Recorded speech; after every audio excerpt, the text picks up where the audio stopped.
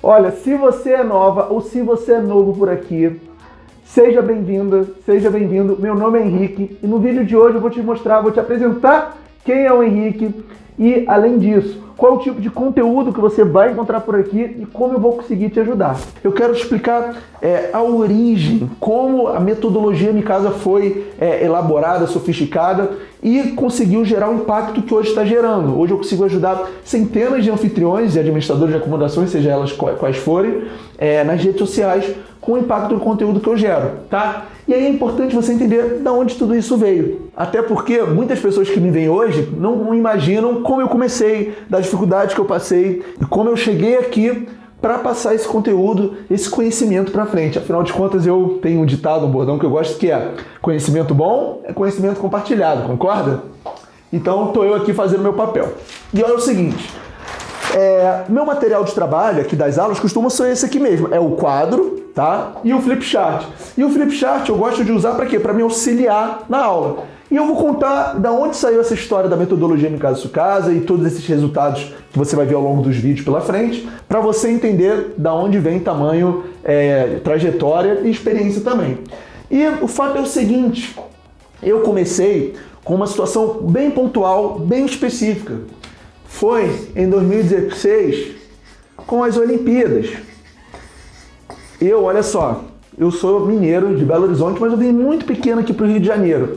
E em 2016, a gente teve as Olimpíadas aqui e por uma circunstância muito pontual, muito específica, aconteceu foi o seguinte, meus pais tinham um imóvel que eles locavam pelo aluguel convencional. E o inquilino que estava lá no imóvel saiu do imóvel faltando uns 2 meses para as Olimpíadas começarem. Olimpíadas acho que começaram em agosto, o inquilino meio que saiu em junho, por aí, tá? E aí o que aconteceu? A gente percebeu que estava tendo muita movimentação, muita procura, e a gente meio que teve um estalo. Será que não vale a pena alocar para alguma equipe?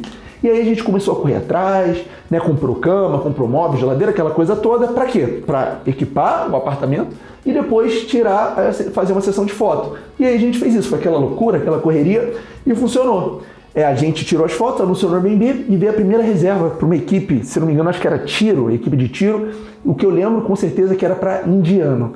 E foi engraçado porque essa foi uma das histórias de hóspedes que deixaram o apartamento mais sujo, num estado deplorável. Eu lembro de eu andando sobre amendoins instalando, era uma coisa horrível. O fato é o seguinte, que essa reserva foi uma reserva maravilhosa. Foi uma reserva que quem pagou, acho que foi o comitê da Índia, enfim. Eu lembro que o valor foi alguma coisa entre 9.500 a 10 mil reais. E aí não tinha como ser diferente, a gente ficou muito animado. Eu falei, olha só, isso daqui tem um baita potencial. Porque quando a gente começou, logo a primeira, tudo bem, era Olimpíadas, mas era só a primeira, imagina o que estava por vir.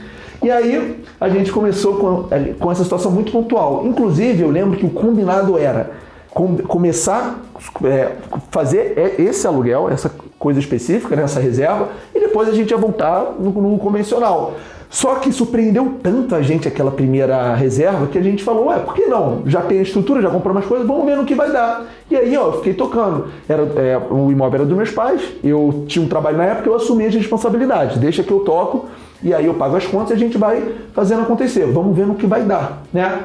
E aí era o seguinte, comecei lá, só que tinha uma coisa que eu não falei. Eu, na época, eu era CLT, eu trabalhava numa empresa de consultoria chamada Accenture, e nessa empresa eu trabalhava, né, no horário comercial, eu trabalhava mais do que o comercial, porque a empresa de consultoria, né, tira o couro mesmo, não sei se você já ouviu falar, já trabalhou alguma, enfim.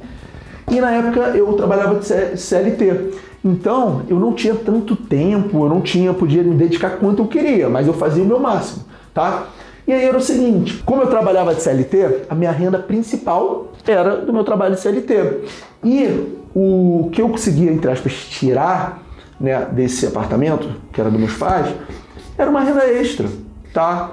E eu tenho que ser sincero para você, eu estava muito animado. Por quê? Porque tudo bem, eu tinha um trabalho, né, eu trabalhava de carteira assinada, e eu estava enxergando ali uma possibilidade de ter uma renda extra.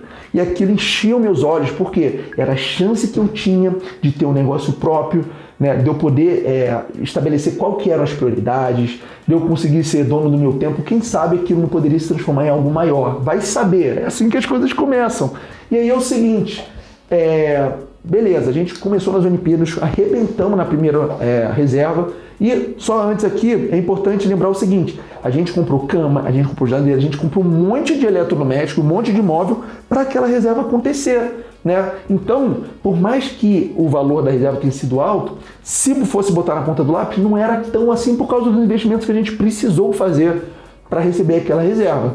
Então, assim, foi bom, mas deixou um gostinho de quero mais, porque a gente fez um investimento alto, colocou armário, colocou móvel, colocou cama, colocou televisão, geladeira, fogão, aquela coisa toda. Então, a gente falou, vamos continuar, vamos ver, né?